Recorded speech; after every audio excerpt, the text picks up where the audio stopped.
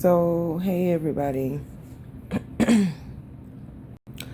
I have another appointment in the morning. Just I realized that with me having too much, so this is the thing. I know everybody bashes single mothers, but for me, my kids did save me.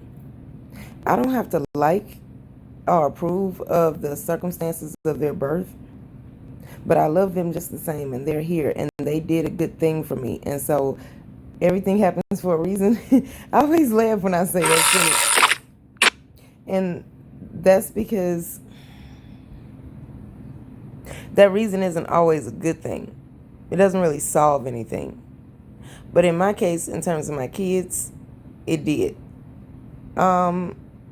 Just thinking about how listening to black men describe black women, and I'm grateful that when I log off of the internet and I go outside, men don't treat me the way that y'all discuss. They don't call me the same names. They don't say the same things about me or what should happen to me. There used to be a time where being online was different from real life, but in reverse order. Going outside of my house now is way better than staying inside of my house and being online. That used to be switched.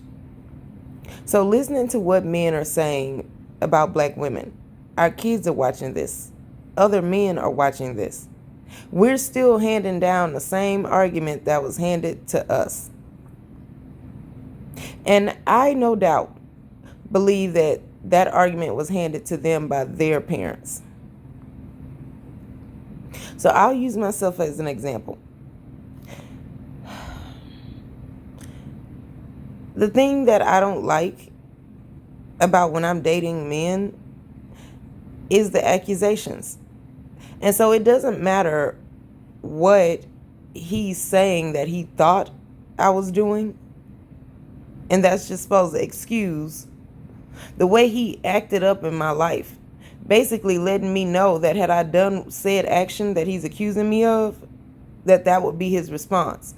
But the response is never to leave. The response is just to hurt me while they stay. So if I'm so bad, why didn't they leave, right? Me being in this predicament was chosen for me. I know it sounds like an excuse, but it's reality. It's exactly what happened in my life. So it makes me think sometimes that I hate the people that chose this life for me, because I feel like they had to have known that this was going to be the response. I'm not asking for sympathy. I'm posting this for understanding to be different going forward with our kids. The thing that bothers me about two toxic relationships that I had, one produced a child and the other didn't.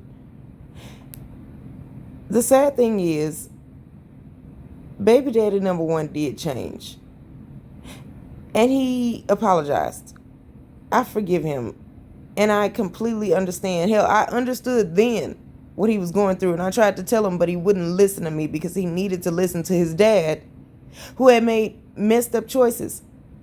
That even though it's okay, people are tolerating his father's choice to have all of these kids all over the place. It's not something that they would have told his father to choose to do.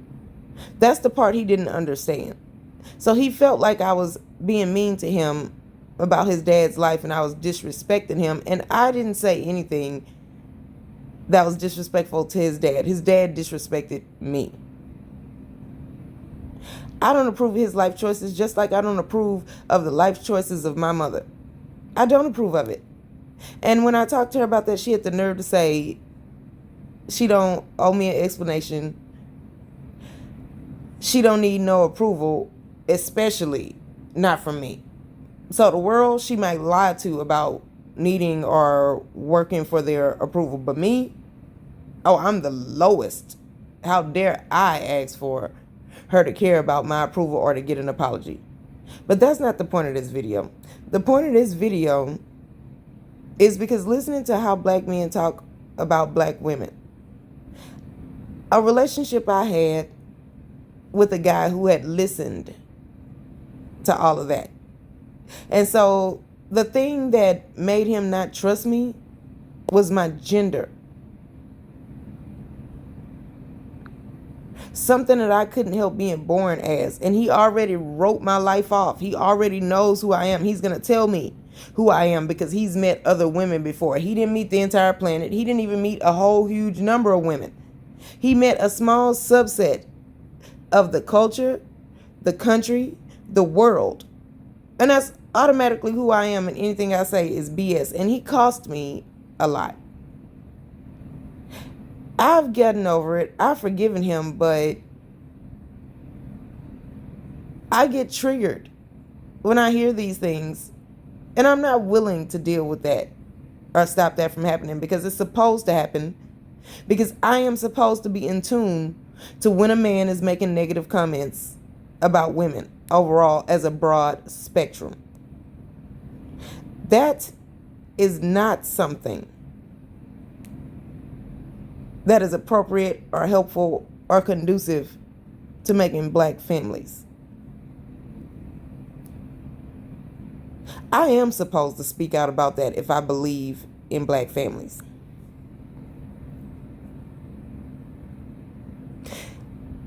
So there are men out there that feel like if a woman walks outside of her door, she's probably cheating. So what that does to people, right? I wasn't out there with other men.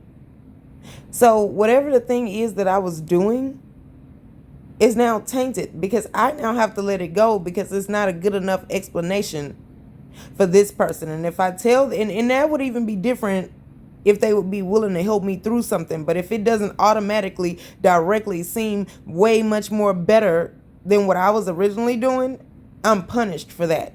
I can never be honest. It hurts their feelings.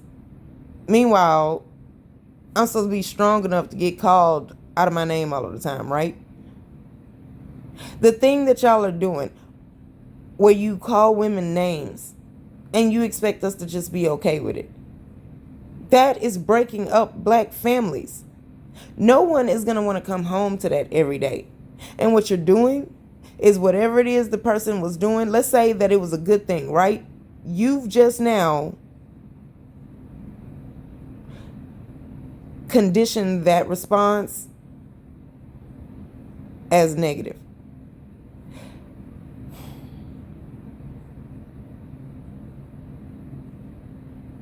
So it's going to stop.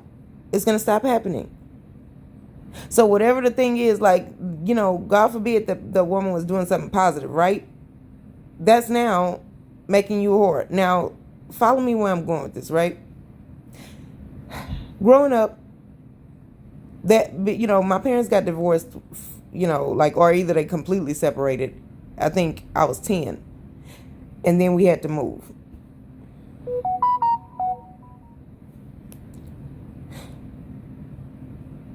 That next year, I can look back now as an adult and see exactly where my damage came from. With only a woman in the house and that woman has just lost a relationship, everything I do was seen as drawing sexual attention to me. So, you know, me and my friends that were girls, like living in that environment, it was a bunch of single moms who every day get attacked about their sexual choices. So they now, their survival, their livelihood, their retirement and happiness depends on whether or not I get pregnant and for whom and what reason. Now that combination varied throughout the neighborhood. The house I grew up in, I needed to get pregnant early so that she's not alone, so that she's not the only person who got pregnant in high school. And everything I did, like, so if I'm playing hide and seek with my friends, if you're around the corner, apparently you're groping and sucking each other. So you can't play hide and go seek because it's dire straits. It's high stakes. If I am and happen to get pregnant at like what, 12? It looks bad on her and she can't bear that. So she needs to be able to watch me every second of the day. And that's all well and fine. I can say that that would be black parenting. But the problem is when you watch me and then you don't find anything, do I ever get to be left off the hook? And I was told you never, ever give children leeway. So whatever her intention was, the result was me being called a whore every day of my life, anytime anybody looked at me. I couldn't bear that. So there was a year in my life where when boys in the neighborhood who we used to be friends, because, you know, I had a lot of male friends as kids, because the girls, you know, they just kind of like, every now and then the whole mob would be angry at me about something. And, you know, it's just, that's the catty nature of females. As an adult, I understand it. But as a kid, it pissed me off. And who I was as a kid, cussed their asses out and told them to go F they self. So I ended up hanging out with boys because they saw the whole thing go down from on the outside and they would come over and talk to me. So until them chicks got it together and decided that they were wrong or either pissed somebody else off and needed me, that's who I was hanging out with. And they taught me a lot of boy stuff.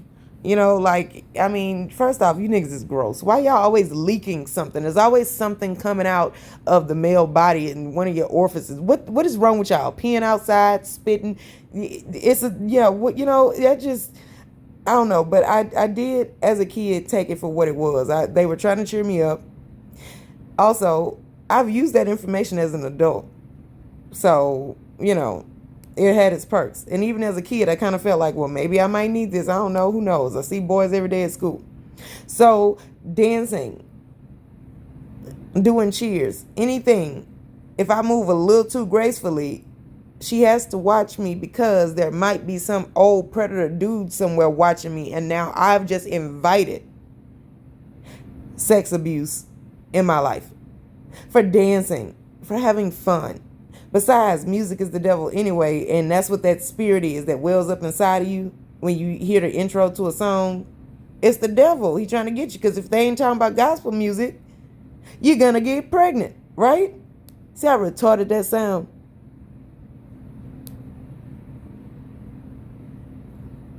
The woman is capable of doing some other things other than sleeping with you, but that's all you ask for. That's what you were given because you squelch everything else. So growing up in a childhood like that, because I eventually got over it, and the kids there, like as their parents split up or they went through stuff, they eventually came over to my side and realized what happened.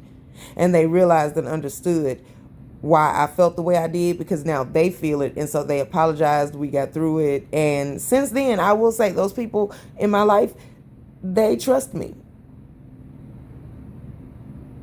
They accept what I have to say. They don't question me a whole lot. And so now I find myself, from the beginning, I used to get a lot of questions about my advice. I don't get questions anymore. They just do it. And I tell them the extra information, even though they didn't ask, because I don't want them going out making that decision in the wrong place. And I want them to know what was the factor. So, end result, I have a lot of people that call me for advice, right? And I take that seriously. I don't goof off with that. I put thought into it. I make sure I'm pure at heart, because there are some times where I say I don't got no answers for you, because that's a day where I'm not pure at heart. Something happened and I ain't with it. So what this has to do with my appointment in the morning? Well, surgery. I find out a decision on if I have to have surgery.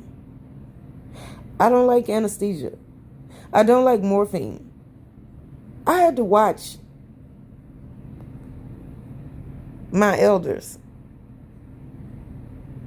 in hospice. I don't like doctors, hospitals.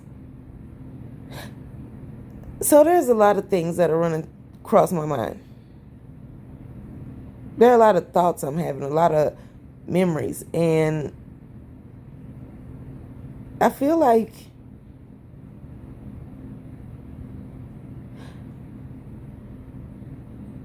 a lot of this didn't have to happen.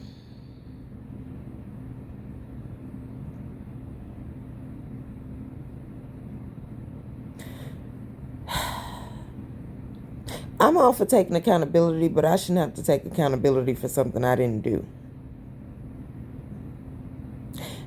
What I'm hearing from guys is that y'all are wishing for the days of old where you just get a woman, you could lie on her, it doesn't even matter, and she's never supposed to say nothing. She's supposed to always trust you. At that moment, it doesn't even make sense for her to waste an opportunity telling you anything, because you get to veto it no matter what. You get the last say, because what can she do about it, right? A day where women were silent and we saw the true nature of men when they felt like nobody could check them. See, being black, you were not the dominant society. So what we saw was you be two different people. What white women saw was you're the same with everybody, and you're worse to people that don't look like you. Who wouldn't support and follow their men if their thought is, well, even if he's hard on me, he's way worse on people that don't look like him, so he going easy on me. And it's an attitude of gratitude. It's not because they're just inherently so much better than us. It's because what they saw their men doing. Hey, could be worse. And besides, if he hits me, I get to go knock the shit out of one of the slaves and make that bitch hurt. See, I got a ring out this nigga. He just crawl over to your house, lay up under you when I don't want to give him none. So today I don't feel like it. I got an attitude because he didn't buy me a new hat. Hey, listen, get ready to bend it over, slave chick, because I ain't doing shit for this nigga. And whenever the fuck he tired of fucking you, he'll come back and buy me my damn hat. So if you see your man in that position, of course you can still follow him. See, black people are not the culture that normally gets caught up in cults. White people are. They're followers, and the reason for that is because it's a lot easier to be lackadaisical, just do whatever when you're white. I hope this don't sound like I'm hating on white people, and I'm just stating what the dynamic is that people seem to be missing. I understand this, and when I interact with white people, I operate from a place of they have no reason to believe that people would mess over them. We as a culture do.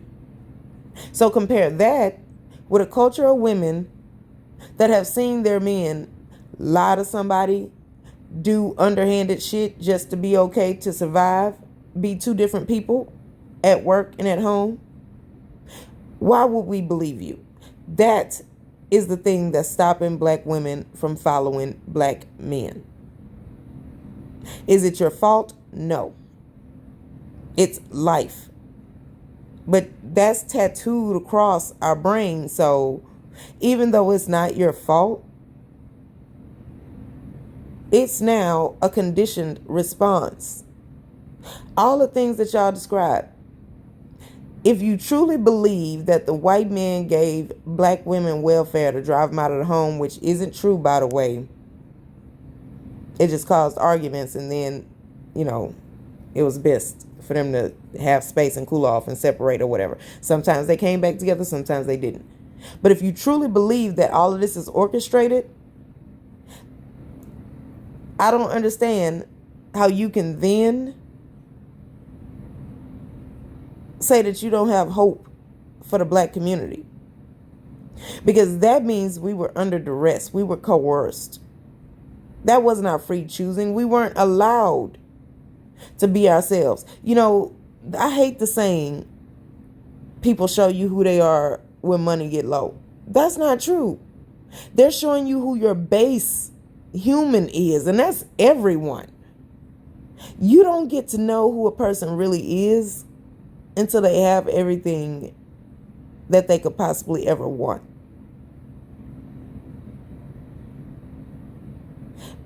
They're more in charge of their lives. They don't have to tiptoe or dance around or answer to anybody. So the rich people that still feel like we need to be a community, they help out, they give charity that's not being forced by their PR rep, those are the ones who genuinely feel like we're all in this together. The ones that get rich and either become miserly hermits, or either the ones that just do all this underhanded stuff, that's who they were always going to do, because they didn't need anyone.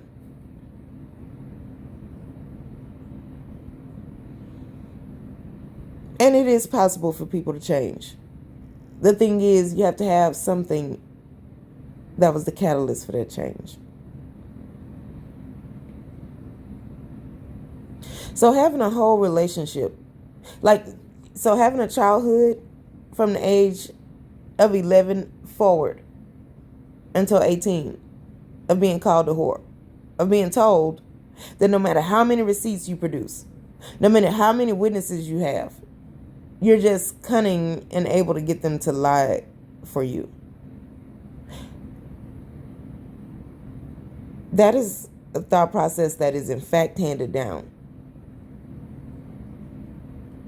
And it stems from low self-esteem, believing that no one feels like you're worthy of just doing a nice deed. And it's something that a lot of us struggle with. I don't think the problem is that we flip out or have these emotional states. I think the problem is what we feel like it's okay to do when you have a certain emotional state. Because that's the thing that harms people, that you can't ever come back from.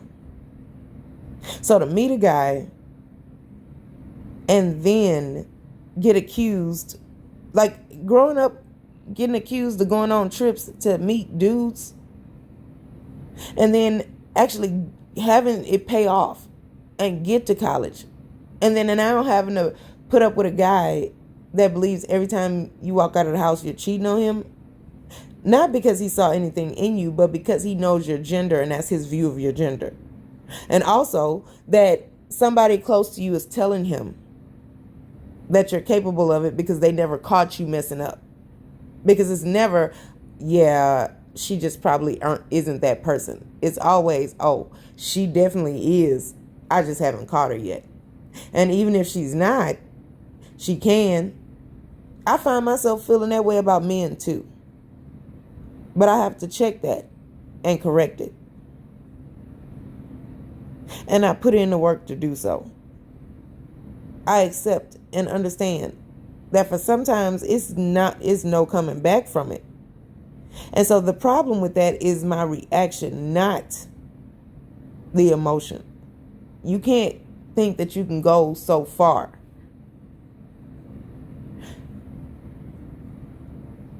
I didn't believe the men in my past, because my question is, if I was so horrible, if I was so bad to y'all, why didn't you leave? Do I have any community members that are going to show up and witness? Nah, he chased her down. He begged for forgiveness for something he did. Because see, these two niggas get to go off and tell people that they still love me and that they offered me things and I just didn't take it, when that's not true. And if they did feel like they made a mistake, why don't they feel like it's normal for me to have a reaction to that? You now, if you plan to stay, don't get to tell me how long it takes me to get over something, because you having a want, you saying the words, don't change my reaction, because you have no idea what I survived before I met you.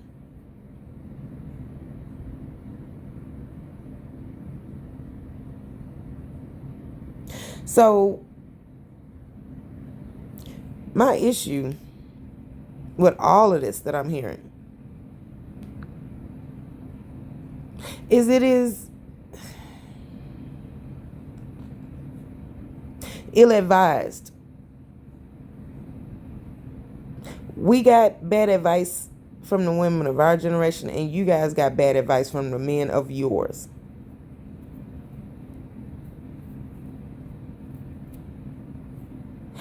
I find it extremely arrogant for our elders to tell us that they know what we go through when we walk out of these doors every day. So you had to deal with discrimination, but at least you knew up front. People understood when you didn't want to go into a place if it had too many people that weren't black there. We don't get those same allowances. We're required to get up and get a job and go to work.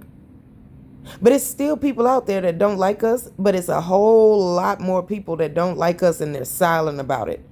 And they do things and they want to cover it up because now they're being forced to answer by their own people to their racist ideals. See, I feel like white people are over slavery. I feel like they're over discrimination. I feel like they're done. It was nice. We got what we needed out of it. Now, we done with that. We don't think that way. That's why we get the I don't see color arguments, because they don't get it. But a lot of white people are not willing to be racist anymore. And they're calling out the ones that are still holding on to that, because they believe that it's time. Listen, we flowed down this part of the river. We over that now. A paradigm shift. So we have a lot of people that are covering up their racism because they don't want to get called out by their own people following. Black people are not followers. We're all individuals. And the reason is because we're afraid of what happens if we all get together in a group, because we've been told that nothing good is going to happen. And it's always that one person that actually does the not good thing that everybody was worried about. And that makes it worse.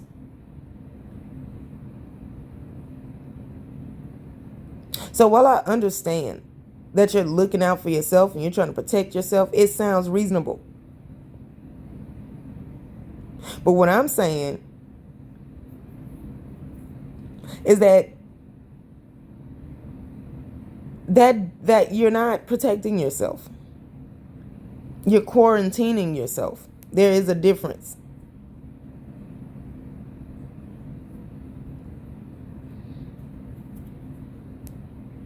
Yes, I'm going to continue to say, well, I personally, me as a one person, don't do that y'all are talking about, because you do need to be confronted with the fact that it's not 100%. It is laziness.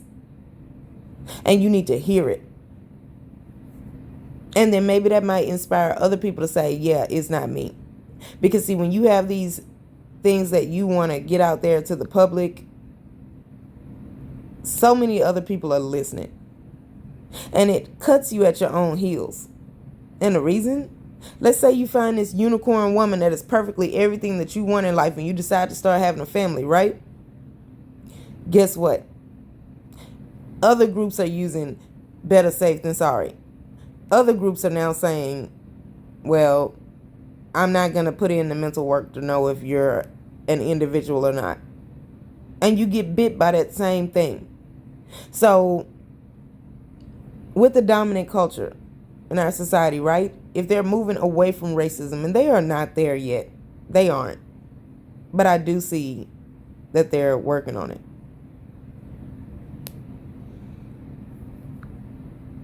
You're stopping them from getting to that thought process. Not with the we don't need ally speech. Nope. That's not what I'm saying. Because that has a place. It is possible. But do you have a solution that you're going to add in there where we don't need allies?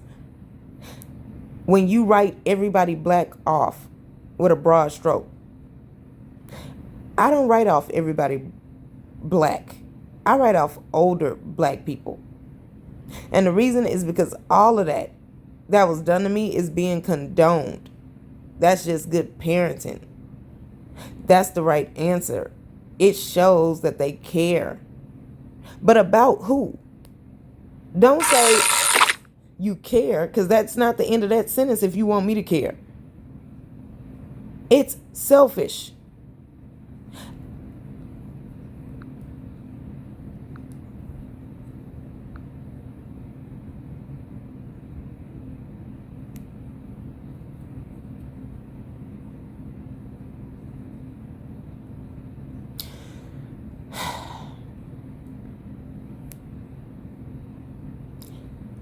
A lot of days, I literally feel like giving up.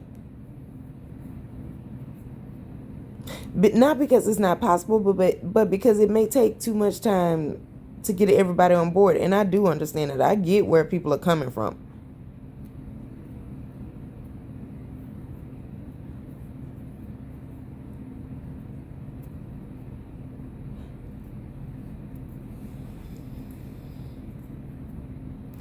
I was kind of aggressive, violent even at times, before I had children. But what I'm saying is I was drove to that point on purpose, from people knowing that was going to be the outcome and doing it anyway. They get to now have an emotion about my reaction.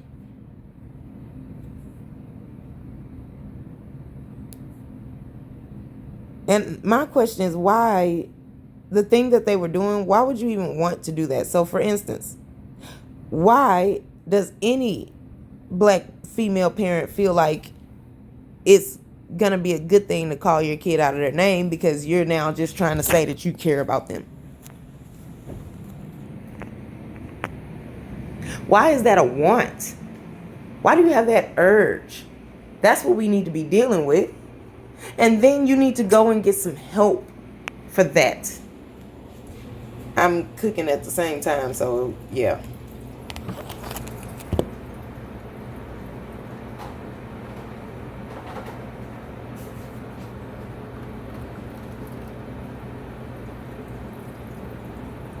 But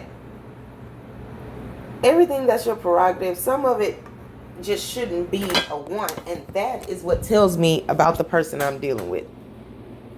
Every interaction has information in it.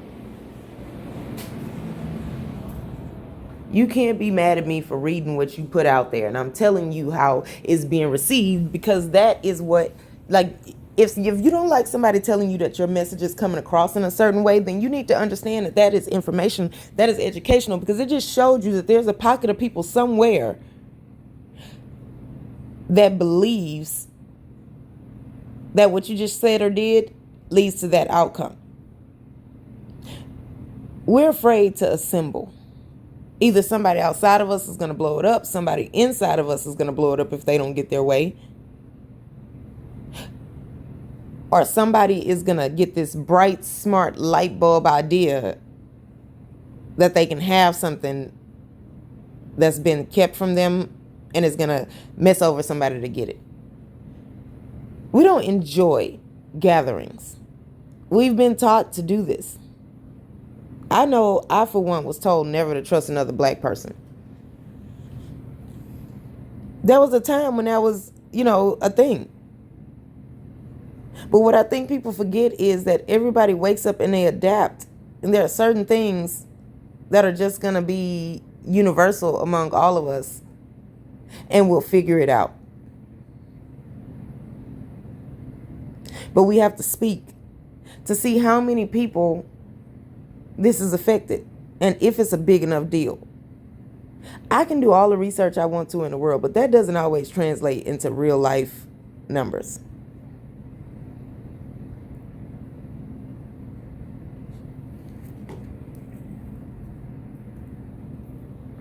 If we want to be real, there are people who haven't gone to any psychology class but have been paying attention to enough people to where they've figured out human nature and they can use it for evil. You never know who it is you're interacting with. And when I say that, it means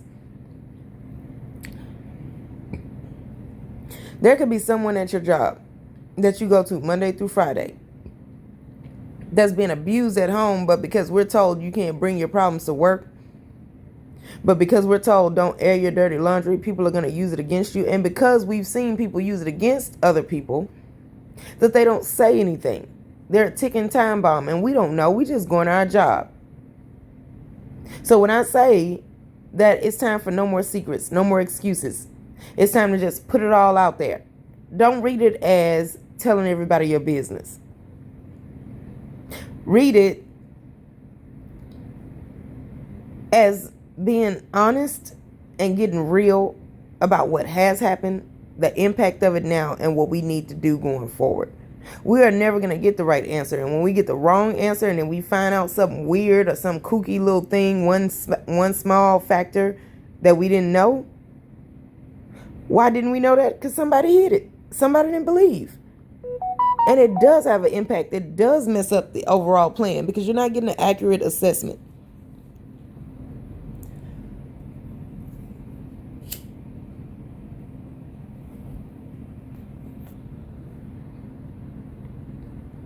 I believe in black families. But I do not believe that we need any type of family structure where the man can say and do whatever and there's never any consequences.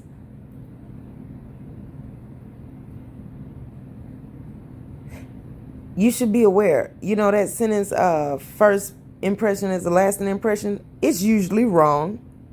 Absolutely. Because you don't have enough information yet. Vibes and feelings that you get about people, take it with a grain of salt, but don't ignore it. It's a starting place. See if you can confirm or deny it based on real evidence.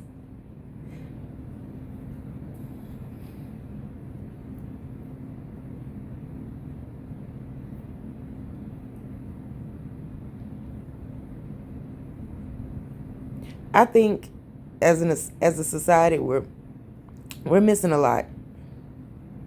We're missing a lot of stuff. And I feel like it's not that it's hard to do. It feels hard because it means you have to go back on something that you've been doing your entire life. That's not easy for anyone. So to be honest with you, yes, I know we have a problem that we were oppressed and all of that, and white people, other races don't like us. But what I'm saying is we absolutely have the power to choose. We're just not exercising it.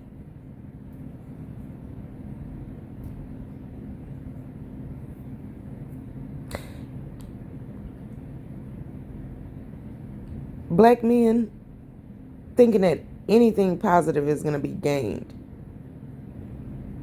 by writing off every black woman you meet.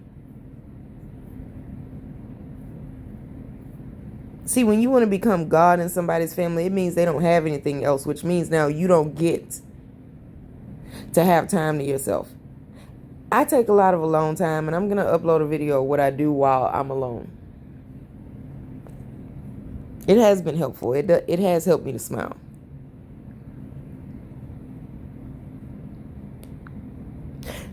Why is that so far-fetched?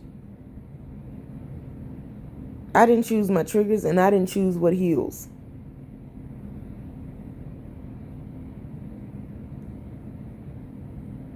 So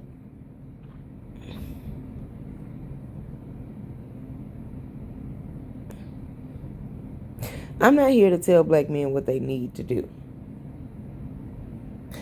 I only provide the explanation on why they get the response that they get. Because that's obviously hurtful, right? Do we have a culture of people who want to come together? Because we are, in fact, a culture of individuals. That's the thing that we have that other cultures don't. Do we want to keep that? The only way we can is if people understand that there is an off switch, and that off switch doesn't make you fake. That off switch doesn't make you stupid or gullible. That off switch is knowing that there's a time and a place for everything.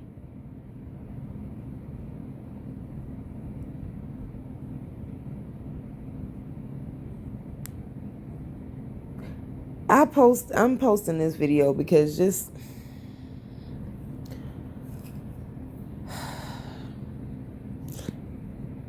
it just shouldn't be this hard. I got a lot of time on my hands. I've been thinking, and I do feel like I have a viable solution. But had I married my child's father after I got pregnant, would that be enough? No, because then it would have been, well, why did you not wait until you got married? See, when I went to college, I was hoping to find somebody that would understand what I went through. It is hard to change my entire person. But that's what women did back then. They jumped through a lot of hoops. Because at the core of men, there are a lot of factors that make you guys feel like you're not mad enough. You're not man enough.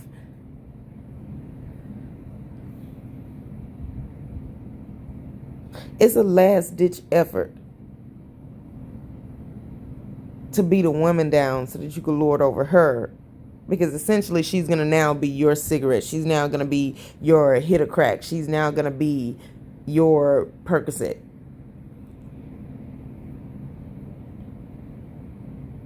When life is hard, go home and make your woman feel like shit. That's nice.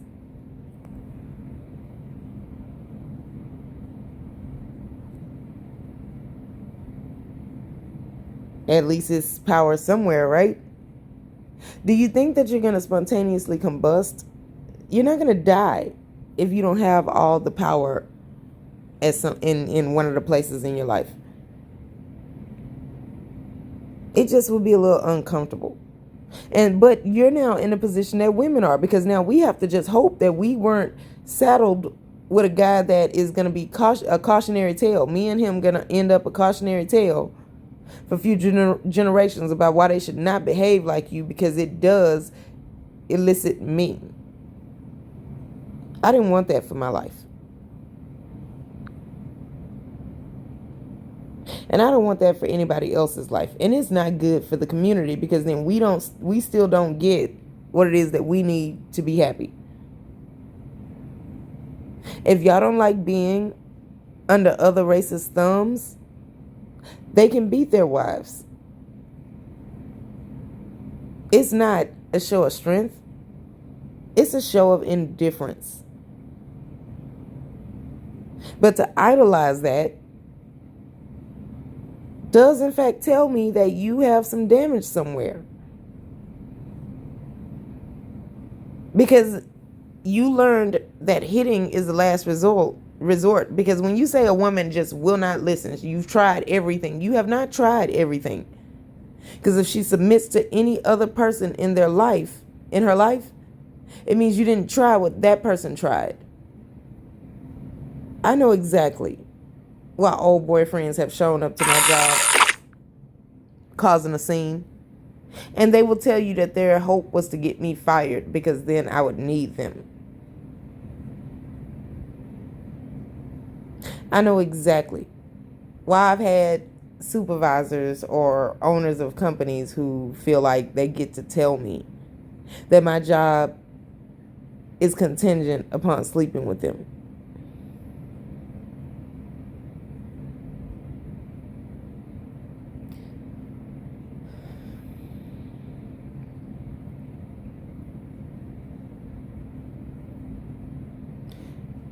It exists. So what are we going to do about it? Why do men feel like if they're not in control of something, or they don't have enough money, that means that life is over? I know why women feel that way. Because we already have one strike against us. If you don't have a man that's willing to die for you, because that's essentially what you're asking. That's not his fault. That is the fault of the community. Because what they do is test that theory when things are going too well. Why do we have people that want to test whether or not a marriage is, strong or not? Because somebody was lording it over somebody else's head. A whole lot of this stuff can be stopped. Question is, are we?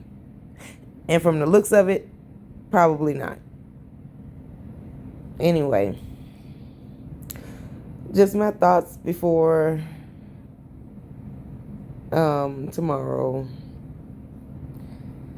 I guess I'll probably do a whole lot of talking to y'all later. Bye.